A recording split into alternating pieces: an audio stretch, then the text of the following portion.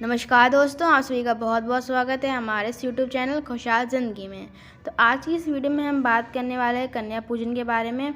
और आज की वीडियो में हम खास जानेंगे कन्या पूजन में आपको किन नियमों का पालन करना है। और ये नियम आपको ज़रूर पालन करने चाहिए, क्योंकि अगर आप इन नियमों का पालन नहीं करते तो आपको आगे किसी तरह की दिक्कत झेलनी पड़ सकती है। तो चलिए बिना किसी देरी के अपने वीडियो को शुरू करते हैं। तो नवरात्रि के प्रमुख आकर्षण में से एक कन्या पूजन भी है। और नवरात्र पर्व के दौरान कुछ लोग उपवास के आखिरी दिन कन्या पूजन और भोजन कराने का संकल्प लेते हैं। कन्या भोजन के साथ ही नवरात्रि का समापन भी होता है। और अगर आप भी कन्या भोज कराने जा रहे हैं तो आपको इन आवश्यक बातों का भी ध्यान रखना चाहिए, जो कि मैं आपको बताने वाली हूँ। सबसे पहला है, कब करें कन्या पूजन। वैसे तो नवरात्रि के 9 दिनों ही कन्या पूजन किया जा सकता है, लेकिन मान्यता अनुसार नवरात्र की अष्टमी और नवमी तिथि प्रमुख रूप से कन्या पूजन के लिए बताई गई है। और इन दोनों दिनों में छोटी छोटी कन्याओं को अपने घर बुलाकर भोज कराया जाता है। कुछ लोग अष्टमी को कन्या भोज कराते हैं तो कुछ लोग नवमी के दिन। इस साल 6 अक्टूबर को अष्टमी और 7 नवमी की तिथि पड़ रही है, और आप इन दोनों दिनों में ही कन्या पूजन करा सकते हैं। दूसरा, देवी पुराण में भी है उल्लेख। तो नवरात्रि में अष्टमी और नवमी तिथि के दिन माता गौरी और सिद्धिदात्री माता की पूजा की जाती है। दरअसल कन्याओं को 9 देवियों का रूप मानकर पूजा और भोजन कराया जाता है, और कन्याओं को वस्त्र, धन और श्रृंगार की वस्तुएं भी भेंट की जाती हैं। इसकी वजह से यह है कि देवी भागवत पुराण में कहा गया है कि कन्या भोजन से माता प्रसन्न होती हैं और भक्तों की मनोकामना पूरी करती हैं। तीसरा, बालक भी करता है भोजन। नवरात्रि के दौरान कन्या पूजन में 9 कन्याओं का भोजन उत्तम माना जाता है। हालांकि नवरात्र के हर दिन एक कन्या की पूजा करके 9 कन्याओं का पूजन का फल प्राप्त कर सकते हैं। संभव ना हो तो कम से कम 2 कन्याओं को भोजन कराना चाहिए। कन्याओं के साथ एक बालक को भी भोजन कराना चाहिए। बालक को बटुक भैरव और लंगूरा के रूप में पूजा की जाती है। देवी की सेवा के लिए भगवान शिव ने हर शक्तिपीठ के साथ एक एक भैरव को रखा हुआ है, इसीलिए देवी के साथ उनकी पूजा करना भी ज़रूरी है। तभी अगर किसी शक्तिपीठ में माँ के दर्शन के बाद भैरव के दर्शन नहीं किए गए हैं तो माँ के दर्शन अधूरे माने जाते हैं। धार्मिक मान्यता के अनुसार एक विशेष उम्र तक की कन्याओं का पूजन करना अधिक शुभ फलदायी माना गया है। अर्थात कन्या पूजन में कोशिश करें कि 2 साल से लेकर 10 साल तक की कन्याओं का पूजन किया जाए।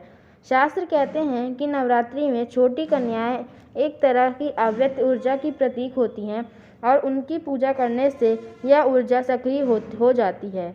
इनका पूजन करने वाले को समस्त ब्रह्मांड की देवी शक्तियों का आशीर्वाद मिलने लगता है।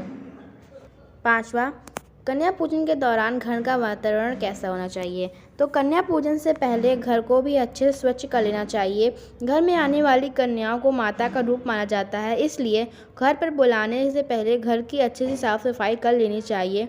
कन्या पूजन से पहले घर का माहौल साफ सुथरा कर लेना चाहिए, तभी कन्या पूजन का फल प्राप्त होता है। छठा, इस तरह करें स्वागत। कन्याओं को माता रानी का रूप माना जाता है, ऐसे में उनके घर आने पर माता रानी के जयकारे भी लगाने चाहिए। इसके बाद कन्याओं के पैर धोने चाहिए। सभी कन्याओं को बैठने के लिए आसन बिछाकर बैठाना चाहिए। फिर रोली और कुमकुम का टीका लगाने के बाद उनके हाथ में मौली बांधनी चाहिए। आप सभी कन्याओं को और बालकों की आरती उतारनी चाहिए। उसके बाद माता रानी का भोग लगाकर उन्हें भोजन करके कन्याओं को देना चाहिए। 7वां, भोजन में रखें ध्यान। वैसे तो कन्याओं को यथाशक्ति अनुसार भोजन कराना चाहिए। माँ भगवती को खीर, मिठाई, फल, हलवा, चना, मालपुआ प्रिय है, इसीलिए कन्या पूजन के दिन कन्याओं को खाने के लिए पूरी, चना और हलवा दिया जाता है। और कन्याओं को केसर युक्त खीर, हलवा, पूरी खिलानी चाहिए। ध्यान रखें कि उनके लिए बनाए गए खाने में लहसुन प्याज का इस्तेमाल ना हो। और मान्यता अनुसार बिना लहसुन और प्याज के बनी आलू या कद्दू की सब्जी भोजन में खिलाने से कन्या भोजन सफल और नवरात्रि के व्रत का पूर्ण शुभ फल प्राप्त होता है। 8वां, किस तरह आपको करनी चाहिए विदाई। भोजन के बाद कन्याओं को यथाशक्ति भेंट और उपहार भी दिया जाता है। छोटी छोटी देवियां स्वरूप कन्याओं के पैरों में आलता लगाकर पूजन करने के बाद सफ़ेद वस्त्र, ऋतुफल, खिलौने या अन्य वस्तुएं देने के साथ नारियल, केला या पेड़ा देने के बाद कुछ दक्षिणा भी देनी चाहिए। इसके बाद कन्याओं के पैर छूकर उनसे आशीर्वाद लेकर विदा करें। ऐसा कहा जाता है कि इस विधि विधान से कन्या पूजन करने से नवरात्रि का व्रत पूर्ण माना जाता है और माता रानी प्रसन्न होकर आपकी सारी मनोकामनाएं भी पूर्ण कर देती हैं। तो आज की वीडियो के लिए बस इतना ही। आज की वीडियो में मैंने आपको बताया कि कन्या पूजन में आपको किन बातों का ध्यान रखना चाहिए और इनके नियमों का पालन करना चाहिए।